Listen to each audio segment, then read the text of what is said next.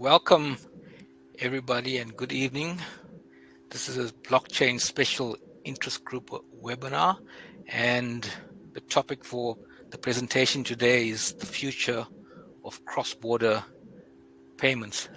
This is quite a complex subject, so my guest today is Candice Mesk, and she will assist me in unraveling this very complex subject. Just a little bit about Candice. So she's a director of the Developer User Group, which is a not-for-profit community-led organization. She is organizer of DevCon F and works in a blockchain enabler for a local bank in the role of application development head. Candice is also a member of the IITPSA and has been invaluable in helping the Institute establish a DevOps SIG. Candice, welcome and thank you for agreeing to be a guest at this webinar. Thank you, John. Today we're going to learn some things together. Yeah, and I look forward to it. So I think to start off, I just want to discuss, the situation of a person that lives in South Africa, but they weren't born here and they're just here for work, and they want to send a little bit of money back to their families in their home country, every month. So what are the channels that are open to them to send money across, and the challenges that face a person that's not sending a lot of money, but doesn't want all those high fees? Yeah, it's a very good question, and we call that set of services, I guess, remittances. Generally, that's the term we use for when people, especially migrant workers, are looking to send money home to their loved ones. Whereas for often people like you and me, John, we might be sending a cross-border payment through our bank. That facility is not always available to people that are working outside of their home countries. That remittances makes up quite a large part of cross-border payments worldwide. We're talking in the region of $900 billion per annum. That was a figure, I think, reported for 2024. So it's a huge chunk, and sub-Saharan Africa actually makes up quite a big proportion of that very large figure. So options available, if you exclude banks, would be your money transfer agents, for example, a MoneyGram. Sometimes there are MoneyGram offices in the world where people can go and bring their cash, and they can remit funds in that way to somebody's cell phone potentially, or that money can then be remitted to a bank account back home. So that's one of the more expensive options that are available. We've got MoneyGram, we've got Western Union. There are a few other ones as well. And then we've seen a lot of fintechs entering the space. So we've got the mobile money operators, and then we've also got remittance providers that operate as fintechs, like, for example, Yellow Card. They're quite, they're quite a progressive organization, and they use blockchain. So I guess we'll be talking a little bit about that.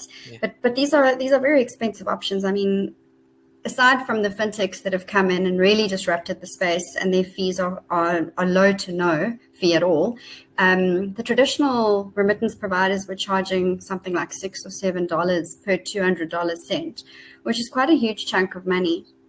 And the lower you go, that fee doesn't really drop that much.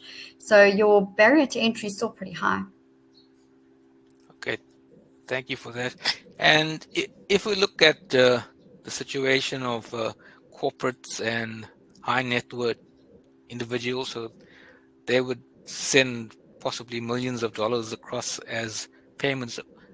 So would they use, for example, the SWIFT network and the banking system in that? And for them, possibly the fees are not an issue because of the, in comparison to the large amount they're sending, they would not find it too exorbitant.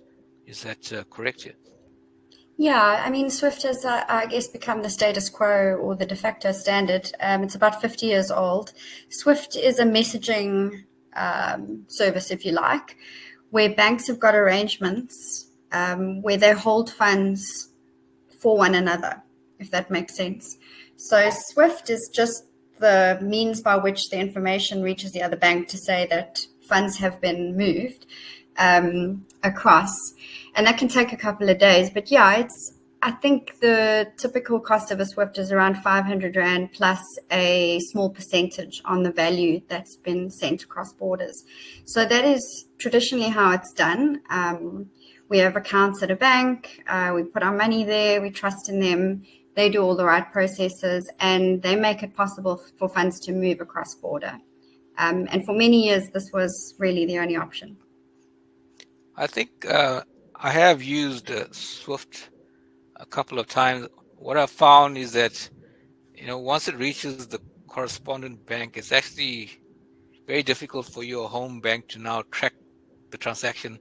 And they actually find it difficult to report back on what's happening once it reaches the correspondent banks. And so from a tracing point of view, trying to track what happened to your payment can sometimes get very frustrating, can take days sometimes. That's the experience I had. But I think there's also experiences where it's instantaneous and very friendly towards someone trying to send money. So it's both good and bad. But I'm not sure what your experience with the SWIFT network was. No, you're right. There are times when it's just seamless, and then there are times where it's not. And I think we don't remember the times as often that things worked, because I think we've just become so dependent on technology working. And sometimes these types of things do have complexities. So you spoke about the correspondent network. And essentially what this is where two banks don't have a relationship. There would be a bank in the middle that each bank has a relationship with. And sometimes in very complex situations, it's multiple correspondent banks. And you're absolutely right. There can be a bit of a fallover when it comes to transparency. But the majority of SWIFTs settle on the same day with around, I think it's around 60 to 65%. And that has been a conscious effort that's been made through our G20 and the Financial Stability Board. They've made put a lot of focus on speeding up cross-border payments and creating other efficiencies in that system. And we're already seeing a 5% difference in speeds from last year, 2023 to 2024, I should probably say. So things are definitely getting better, but it's with a concerted effort. And there's quite a lot of intervention in between. Central banks are coming together to try and work this out. They're looking at technology options, including distributed ledger technology. So we're definitely seeing an improvement there. But I can tell you that the report says 60 to 65% of cross-border payments using SWIFT are settling on the same day. The rest are settling within 24 hours or within the next day. It depends on many things. Yeah, it depends on many things. It does. It's quite complex, but I think it's a perfect time to talk about central bank digital currencies. So, from what I've seen, there are certain countries like China, for example, that have done great work in setting up pilots and doing a lot of testing on CBDC. And I know China is keen to create their own payment network that just includes a few countries where they're the main currency involved in terms of CBDC. So, but I think if you look at it as a solution to cross-border payments, it could be something that's viable because it's already part of the commercial bank network. It has, and most CBDC still has a connection back to the gross settlement system. So do you see CBDC as one of the viable ways of doing cross-border payments, or is it too complex at this stage to even consider? So I have some opinions on the topic, but what I'll tell you before I dive into what I think is that this has been a topic of massive investment for really banks, commercial banks, and central banks all around the world. Experiments have been going on for over a decade, including South Africa. And I mean, you and I spoke about Project Corker the other day. It's another example of a CBDC proof of concept. Let's just quickly discuss what a CBDC is. So it's a central bank digital currency, which may or may not be blockchain based. Many of the experiments that we've seen coming to the fore in the last decade have been blockchain based, or DLT based, I should rather say. The idea is that central bank money, which is not the money you get out your bank, but it's the money that the Reserve Bank, for example, in South Africa owes you when you have a rand in your pocket, or a rand even in your bank account. That would be, you would eventually have the right to, for the central bank to refund you if something were to happen to your 1 rand broke or whatever. So the central bank digital currency on distributed ledger technology allows for much faster settlement. So what we could have potentially when we EFT between banks, we could have that settling straight away, where right now you've got to pay an extra fee, or maybe you've got to use a pay shop or something like that to get that money to settle quicker. So it's an interesting concept, but the experiments that I've seen throughout, there's been quite a lot in Switzerland, quite a lot in Singapore, in Hong Kong. Those sorts of countries have invested quite a bit into this. When you ask them, and I haven't asked them, but if you listen to their very formal speeches and someone from the crowd says, how long is this going to take? They'll tell you it's a multi-year journey and they can't commit to whether or not they would actually put a CBDC live. So these are the interesting things, but certainly there's been quite a lot of investment into the topic, and that's super interesting.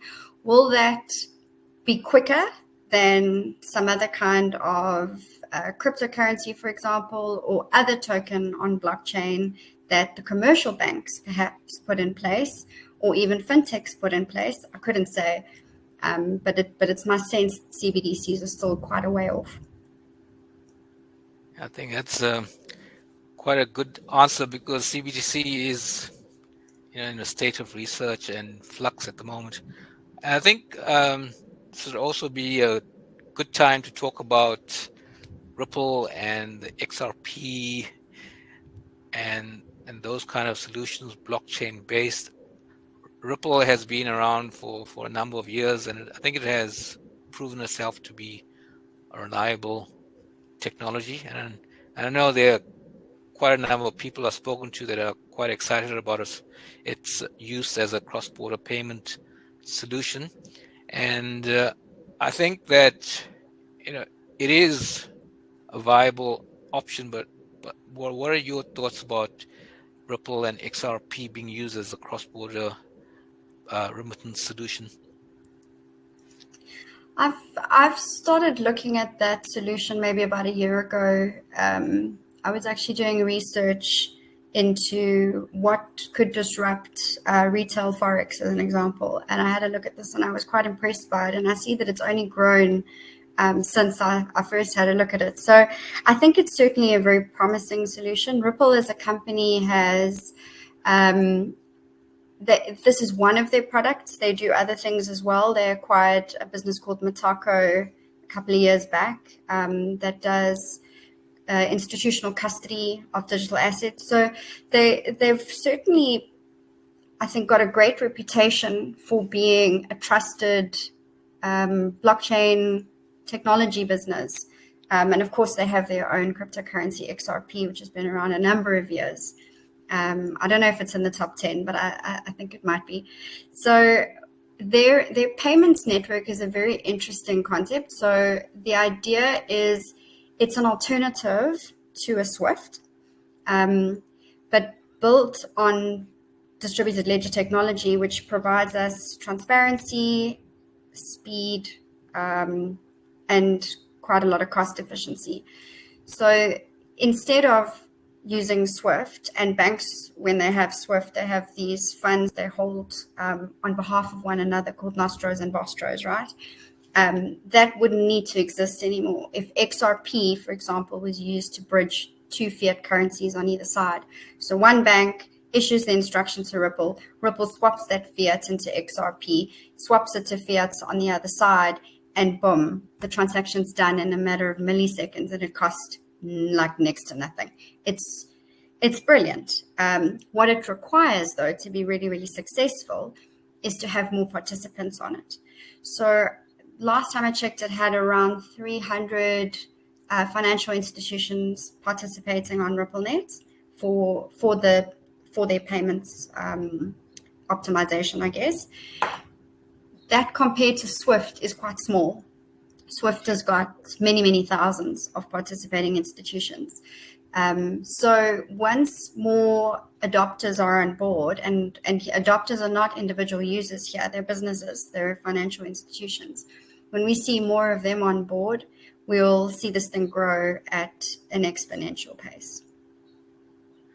Yeah, that's, I think with the blockchain technologies, there's always a discussion around regulation and how well regulated with it. And from my understanding, one of the reasons why, cross-border payments do take a long time or are complex is because of regulation in different countries. But having a blockchain doesn't remove that need for regulation. Is that right? So you still need to have that in place to ensure that the funds are going to legitimate people and it's all above board. That is correct? 100% correct. Yeah, it's such an important thing. This maybe let me just see how I want to answer this. So Ripple, for example, with their RippleNet and their they call it Xcurrent, or there's a couple of them that's part of this whole solution, but they onboarding the financial institution. The financial institution has clients. So it would be very important that the financial institutions that participate on this network are fully regulated, compliant, and that creates trust for all network participants. So the responsibility still sits with the institution that's onboarding that end user. That's that person that's actually sending the money. And on the other side, the bank where the customer is receiving the money has, again, all the financial institution. They could be a fintech. They could be a crypto asset service provider for all we know. But they're, again, accountable for making sure that they know their customers and that they've done all of the right AML checks. Their KYC processes have to be really above board. And the list goes on. We know what FSPs are required to do. If you've ever had to onboard with a bank or another FSP, you know that there's fairly stringent requirements, and those don't go away. However, with this kind of a solution where there is a crypto asset that's somehow at work for this cross-border transaction to take place, there's different jurisdictions potentially where that crypto asset would, it's a tricky thing because it lives on the blockchain, which is really decentralized, but at different points in time, it's effectively part of some jurisdiction, and that jurisdiction may have certain regulatory requirements. So Ripple, I've seen recently, has gone to quite a bit of trouble to go and get the right licenses in various jurisdictions for this payment solution. So it's quite onerous, actually. Yeah.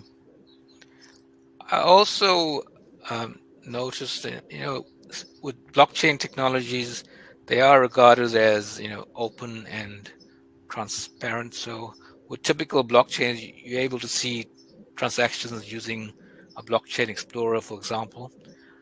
However, in the case of cross-border remittances, sometimes there are sensitive transactions that you don't necessarily want just anyone in the public to be able to see.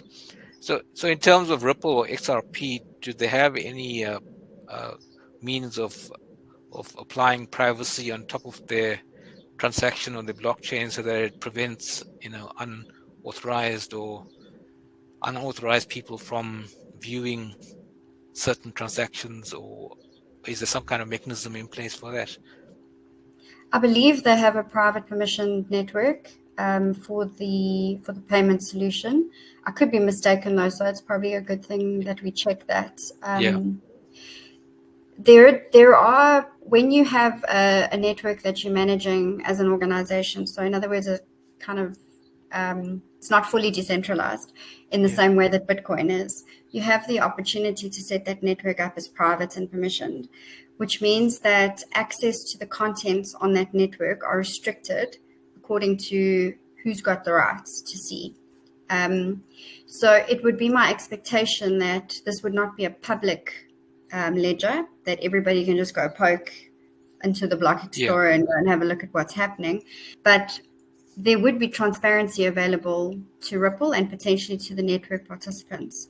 So in the fact that transparency is available through the technology, the Ripple payments solution will provide the necessary transparency to people that have made the payments, or can provide that to the people that have made the payments. Just maybe not necessarily in the same way that we can look right into that Bitcoin network. Yeah. So in recent years, stable coins have also become quite popular. So they generally link to some form of fiat currency like the US dollar or others, just to bring stability into the price. And they also could potentially be used for cross-border payments. Do you also find that a cheap and viable solution, or is there a lot of complexity involved in stablecoin payments, especially cross-border?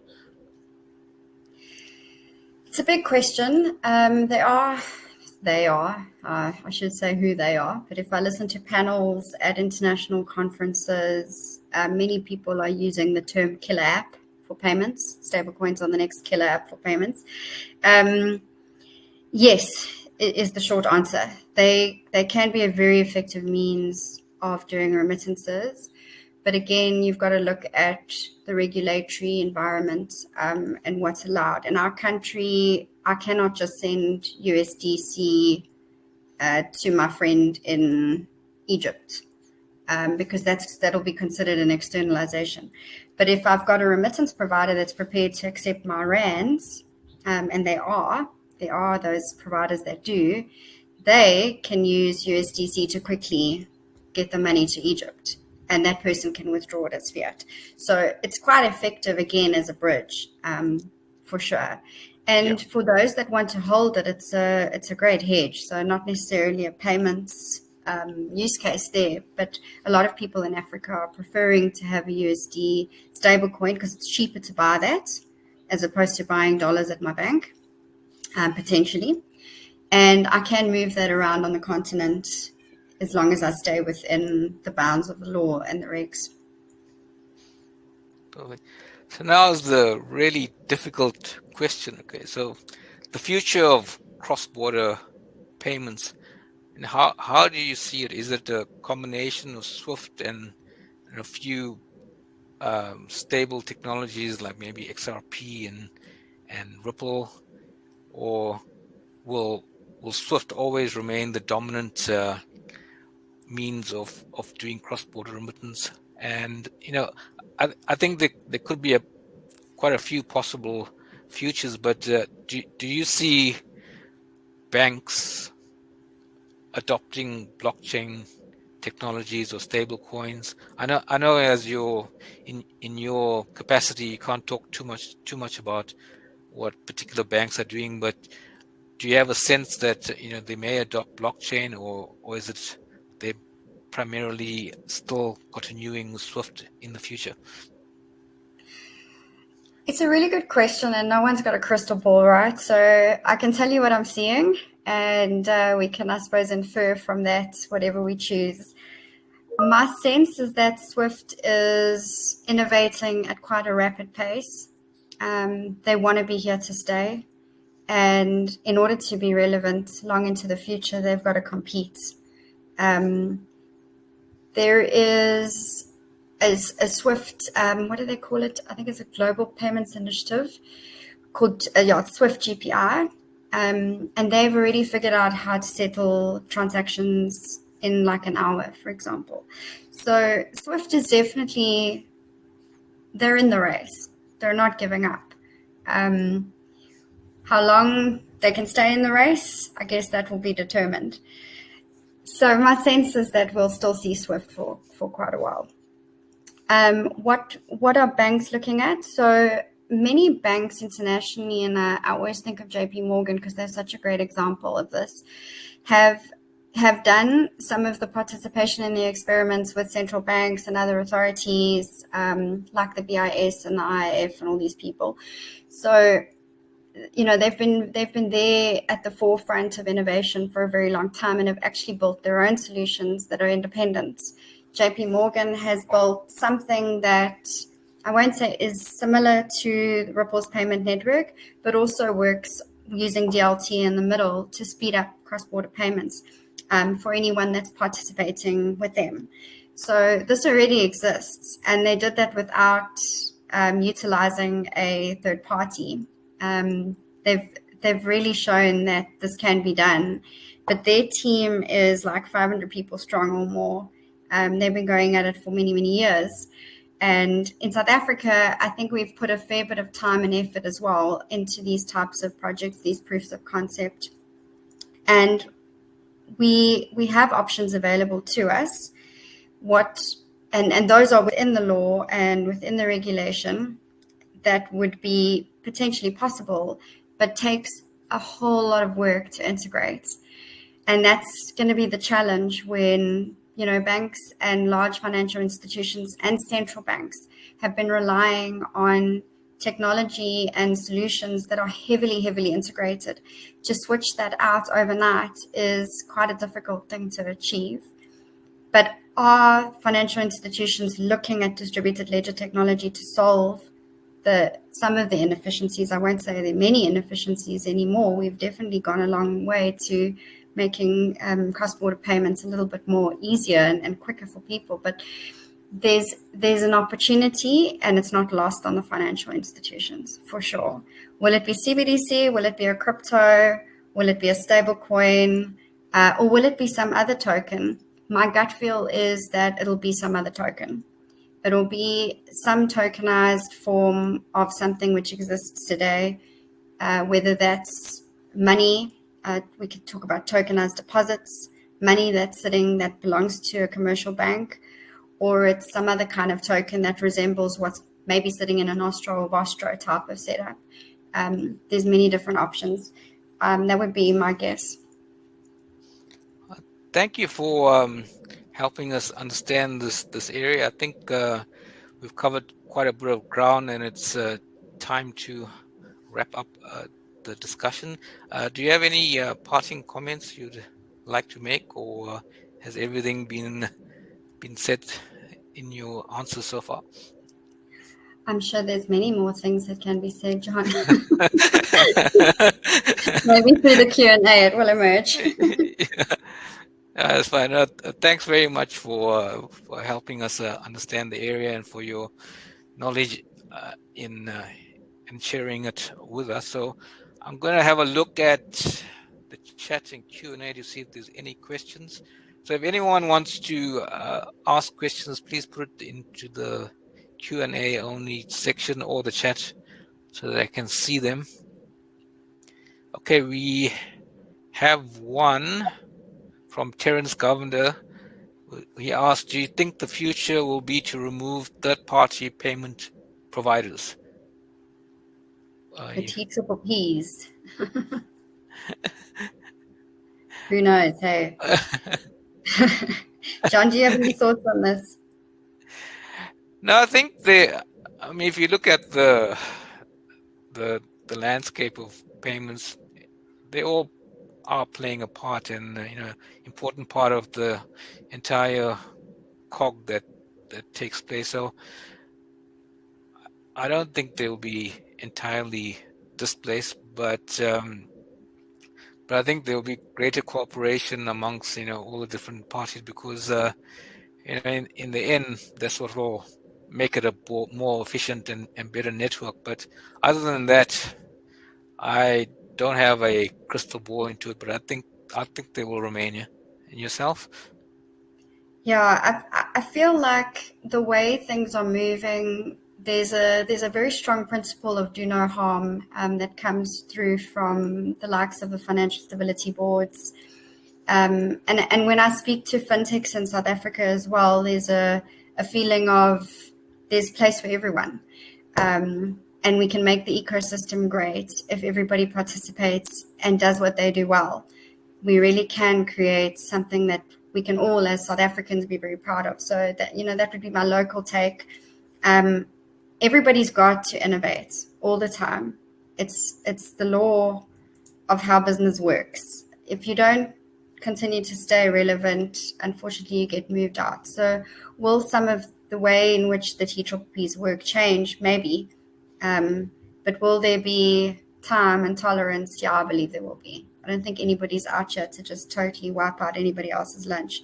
Not in Africa is my feeling. But I hope I'm not living a very la-la land life in thinking that. Yeah, but I see there's a comment from Terence who says, I think he's referring to the third-party payment providers. He says they are delaying payments and adding to the cost of the value chain. I think certain cases that probably is true, but I also think they are great innovators as well in that area, because they're really trying to improve at a rapid rate. So maybe they are, but I think in the end the rate of innovation will start really making an impact. But it's hard to say though, yeah, what will happen in the future.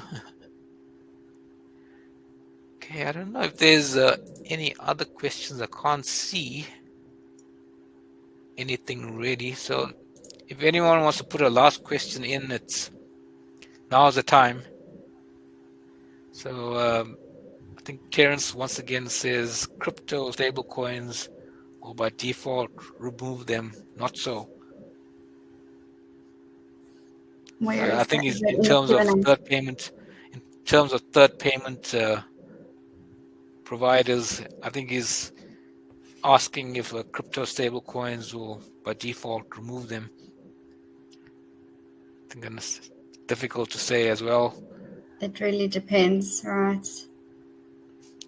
And so, I mean, we can only guess as to what's going to happen. It might be that the SWIFT network destroys each and every one because they've become so good and innovative and fast that you don't need to use anything else. Okay, so we don't know what the future holds, but as we're saying, we think that there's a place for everyone, and together they will bring together better solutions for cross-border payments here. So I think that's all the questions I can see. So I think thanks everyone for attending the webinar, and special thank you to Candice for agreeing to be a guest and for sharing her knowledge. I hope everyone enjoyed the webinar. It's slightly different format in that it's a Q&A and not just by PowerPoint, but I'm sure that everyone enjoyed it, and we'll look forward to inviting you again soon, Candice. Thanks, John. So everyone have a great evening, and be safe, and we'll see you the next time. Thank you, everyone. Bye-bye. Bye, everyone. Thank you.